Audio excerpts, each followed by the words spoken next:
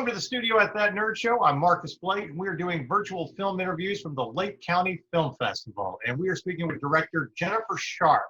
How are you this morning? I am wonderful, thank you. All right. Well, we're going to talk about your movie, Una Great Movie. Love the title. Simple. Yeah, to the point. First of all, I just want to ask, where's the incident? Excuse me, already starting out bad there. But what is the inspiration behind this movie? The inspiration behind this movie is a small fishing village in Mexico that I happened upon 20 years ago. And I'm not kidding, like felt this weird connection and was like, I'm gonna make a movie here one day. And then for the next 16 years, every script had a Mexico portion that I wrote. And it was just kind of always this dream. And then in 2016, and it was the town in Mexico, but it was also the people and the experience I had. It was like my first time traveling there, and I was very young. And it just really, as an artist, it inspired me. And then in 2000, so when I left the island, I went back, I lived there for like 5 months in like 2000.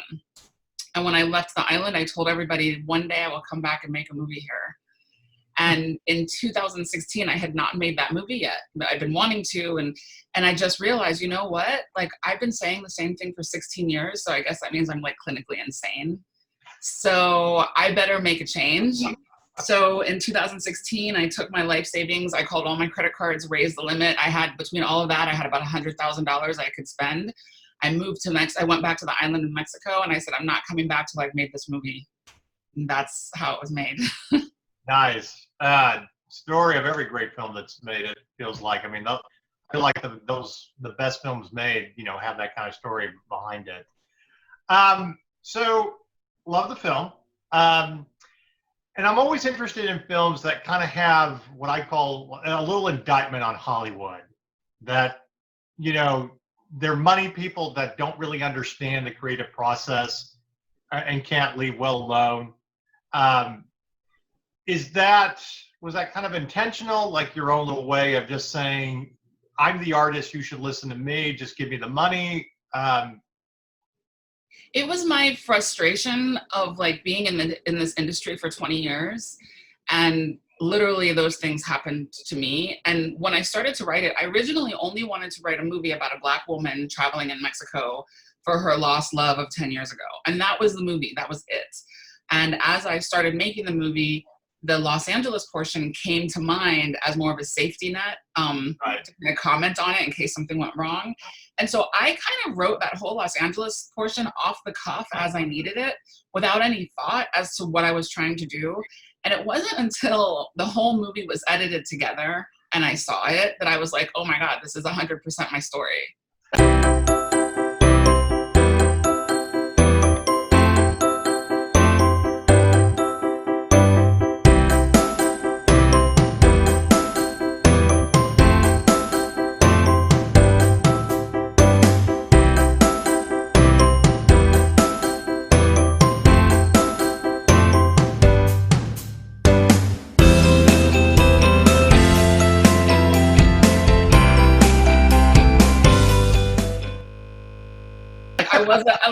Obviously it's about me, but I had no intention of it being about me. It was me just like, oh, well, we'll have a producer saying this here, and we'll have an agent saying this here. And then I just have words that they've actually said to me and kind of threw it in as an easy way to write. And it became, like truth became reality, became fiction, became reality. I think it was Marianne Williamson that said that, you know, always write what you know, anything else leaves you away from the pulse. So I feel like when you're a creative type, you can't help to do that. I mean, I've been a writer for 20 years, and my 14th novel is coming out here at the end of the year.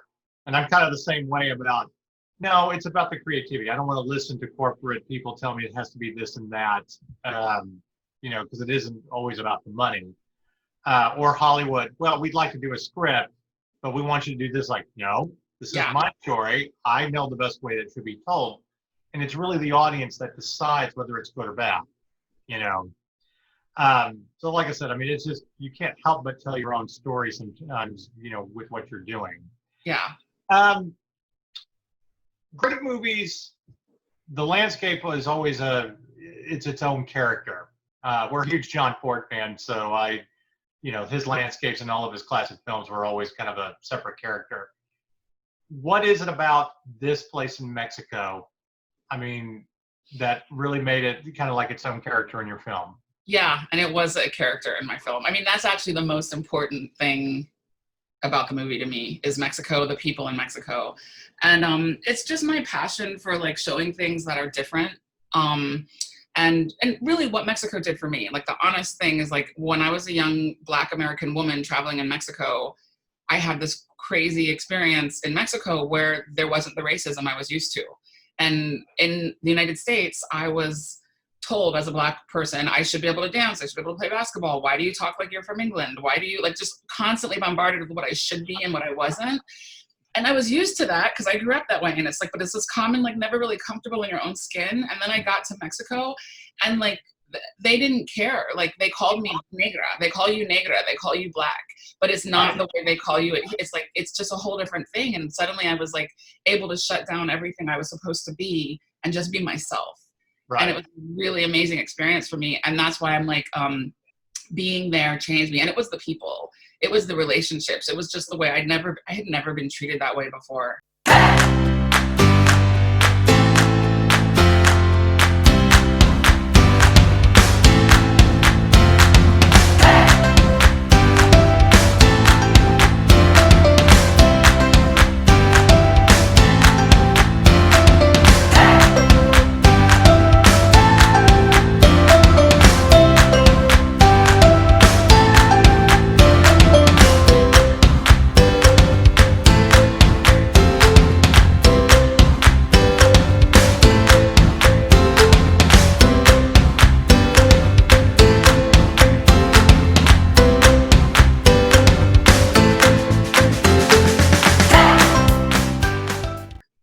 You talk about use of language. I remember when we did our press screening of Black Klansman, the Spike Lee film, and he gets on to them about, because I speak the King's English, and they're all just kind of like flabbergasted by that.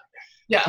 Why do we have to give into these certain stereotypes? Why can't I just be a person? Do you, over 20 years, do you feel like Hollywood has kind of gotten better in treating filmmakers of color, or? No. Okay. No. I'll tell you right now, I'm in distribution for Una Great Movie during a time when there are riots and supposedly huge diversity in Hollywood. And, I don't know if I'm supposed to say this or not, but like I was trying to get Netflix to watch my movie and like, especially diversity. And on the same day that they donated $120 million to Black education, they passed on my movie without watching it because it doesn't fit their guidelines. So here I am saying things I maybe shouldn't say to try to keep people happy, but like, no, it's but I think you also have to call people out at the same time. I mean, we do that all the time at that nerd show when we talk about issues within our in entertainment industry, our subculture, especially in gaming. I'm like, that's what you're supposed to do. Or if you don't call them out, how do they know that they're supposed to be better about this? Right. That's exactly true. And that's the thing, is like, they don't know. And then what I realized is like, I researched like the guy who passed on my film and network, like I Googled his name and I was like, who is this guy? And I just realized like, I mean, honestly, he's, they watched 10 minutes of it and were like, not our guidelines, move on. Like, and it's just like, but it's a guy, this is my assessment of him. I could be wrong, but I'm pretty acute. But, he's maybe like a 29-year-old white Ivy League kid who was hired from Netflix to fulfill guidelines. And like, that's all he's doing his job, and the meeting said, these are our guidelines. So they're not gonna, and it's just like, and then they think they're being diverse right now by having like a Black filmmaker lineup now in Netflix, but it's just bringing all their Black content they already have. And then they're bringing, and then the content they bring, they don't realize is still keeping us stereotypes.